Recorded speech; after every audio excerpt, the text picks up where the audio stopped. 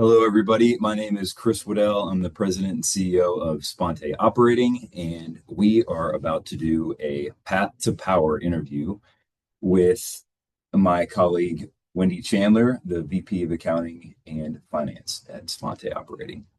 So I hope you're ready. Okay, we have 6 questions for you. Okay. We're going to start with your story, a little bit of personal, how you got going, go into your leadership, some of your observations of the industry, and then what you think is coming in the future. Okay, so first one, was there a pivotal moment in your life that shaped your career trajectory? Yes. So let's talk about Sponte, actually. All right. So when I was interviewing for this position, I Googled what Sponte meant, because I was trying to get a job and I was trying to impress you and everything. And it means of your own volition or of your own accord. And the reason why I preface everything with that is that's not how it played out for me.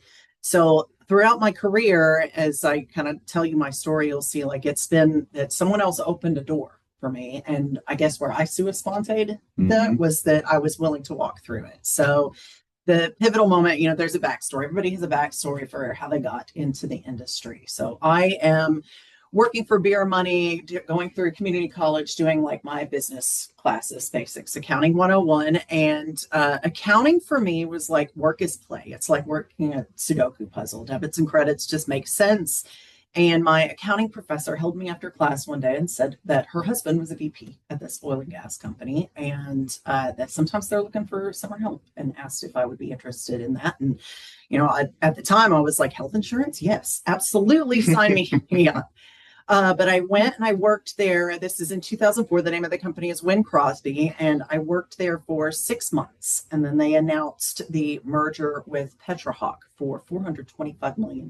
And I know in today's dollars, we're talking in the billions, but then that was the deal of the year. So I, did that for 6 months. We worked out our transition services agreement. Everybody went on their own way. And I went to work for a car dealership, and then after about 6 months of that, they recruited me back. But the catch was it wasn't in accounting; it was an engineering tech. So did a little bit of pulling logs, and the geologists were super cool. You met John Gerges; he was there at the time. That's right. Stuff. Yeah. And but I say the most important thing that I learned there is that I did not want to do that for the rest of my career. I wanted to get there. back into accounting. And so I'm trying to figure out how do I go about this? And so that was really the moment. So I'm, talking to the CFO there about this, and he says, okay, here's the deal. It's not accounting, but what we can do is we can create this new position, and we call it systems specialist. And what was happening in the company at the time, they had just implemented a new ERP.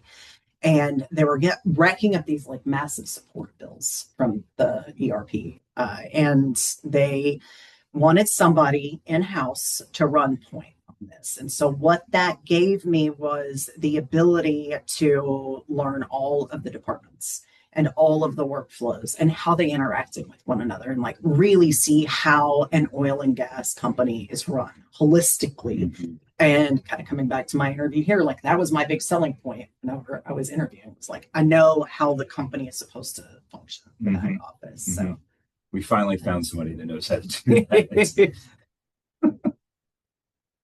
Pivotal moment. Yeah, it's always interesting to hear how defining moments can create momentum. So along the way, support from others often matters just as much. So who advocated for you when you weren't in the room? And how did that change things? Oh my gosh. So again, Sponte. So I'm sitting here today, and this is the recurring theme. So I'm on the board for the Texas Energy Council. That came to me from someone in my network. I'm on the national board of directors for Copus. That came to me from someone that was outside of me, that was in the organization. I'm doing this interview today, and that was somebody that came to me from Win that proposed this to me. And so they opened the door, and I was willing to walk through it. And so I've had the opportunity to work for 3 different companies in my 22 years. So I worked at Win Crosby for 15 years. I had a number of mentors there, learned so much. And then I went to work for a company called Rockall in 2019. And there, my boss was probably the first person that I would say was a sponsor, like we think of the term sponsor today. And that's, a mentor is like, it's a direct relationship. I'm giving you coaching, I'm kind of sharing knowledge with you. But a sponsor is someone that uses their political capital for my good, right? So, and I know that this happened because other people that were in the room told me about it after the fact. So I know that he did that and that he went to bat for me. And I learned a lot, and we're still friends. And we like worked through COVID at that job. And you were in the Army and graduated from West Point and whatnot. And y'all have the saying, you make the best friends in the trenches. Mm-hmm. So that's probably my closest analogy to that. And then obviously I'm here with you, and you were the first male representative on one of these interviews. And I think that's really cool. And that you and I have the kind of relationship that we can just be like, okay, I just need to be human for just a minute. And, we were telling Sally before we brought this live that you've probably seen me cry more than my parents have at this point in life. But I say that jokingly, but to be able to have that kind of relationship with the people that you work with, especially now in a leadership position where it's my job to advocate for myself. I'm in a leadership position. And so like having people that I can lean on in that position has been really, really helpful. And so how did that change things? Literally I'm grateful, like the gratitude that I have when I was thinking about how to answer some of these questions, that I wouldn't be here today unless it were for all of these people that had opened doors for me and been there for me and supported me in my career. Awesome. It's awesome when you have people that have your back. Yeah. Yeah. It makes all the difference. And that sticks with you usually. Yeah. And you give that to other people. So that's the next question. How intentional are you about opening doors for others? So I try to be really intentional about it. And now I try, but I've always kind of done this and I didn't realize what it was. And till like later on in my career, I just didn't have a name for it. So I have a story I remember very vividly. And you've met my friend Jamie that I worked with in Crosby. So this friend that I was working with, and she was being bullied at the company. And she more than once came into my office in tears about it. And I kind of a hothead. I'm an Aries. And I stood up for her and used my voice. And that's really when I found my voice, I think, in my career, because the company heard me, that I was willing to go and stand up for her and say, this isn't right, like what's happening. And so doing that really gave me a launch pad. And so today, like every time Wen has a mentorship program or circle, I sign up for it. Every time Copus has a mentorship circle in the national meetings, I sign up for it. And so I just try to be really diligent. And what I found is that I thought that it was going to be like this chore or a responsibility, and some of that is the imposter syndrome talking. And that's like, who are you? What do you have to offer that you could actually like do that for somebody else? But what I found in reality is it's kind of an honor. Like I'll never be able to repay the people that have done things for me. And so the next best thing that I can do is pay it forward. Mm-hmm. Yep. You can do it in your own way. You don't have to do it exactly the way that it happened for you because you've got different gifts, Okay. So broader question that raises, and that is about the systems people are operating within. So where do you still see access to power gaps in the industry? So I have been outnumbered for most of my career, and I grew up, I'm one of 5. I have 4 brothers. I don't have any sisters. And so in this like kind of weird, fun way, I've been training for this my whole life. Built for this. Exactly. But nothing prepared me. There's no college class. There's no coaching for the first time. And it was while I was at this job, I walked into a room and there were over 100 people in this particular room. And I was the only woman. I remember you talking about this. You're like, really? Yeah, exactly. There's this like big dramatic moment in the movies that they like, it's a big thing. And I'm just like, I thought we were past this. I didn't know that I was signing up for this. I don't know. So, how do I deal with that? So, first of all, I try to take the approach like, don't hate the player, hate the game. I don't think that that's intentional, that that happens that way. There's no single person in that room that was like, we don't want you here. Like, everybody was actually very, very welcoming once I got over myself and like got comfortable in the situation, right? So, don't hate the player, hate the game. And then just finding my own network and support system. So you've been really supportive of me being a member of WEN. And so that's been a really, really comforting place where I found a network of people that like they've all been through it. And then I'm also a member of FEI, Financial Executives International, and they do small groups. And so I'm in a women's small group when we meet once a month, and they've become actually this like wonderful group of cheerleaders, and like they're actually very excited that I'm doing this and are want to know like when it's going to come out. So that's how or where I see those gaps, how I deal with it. Okay, so next question. For leaders who have climbed into positions of influence, that journey is rarely without cost. So what sacrifices came with your rise, and how have they changed your relationship with ambition over time?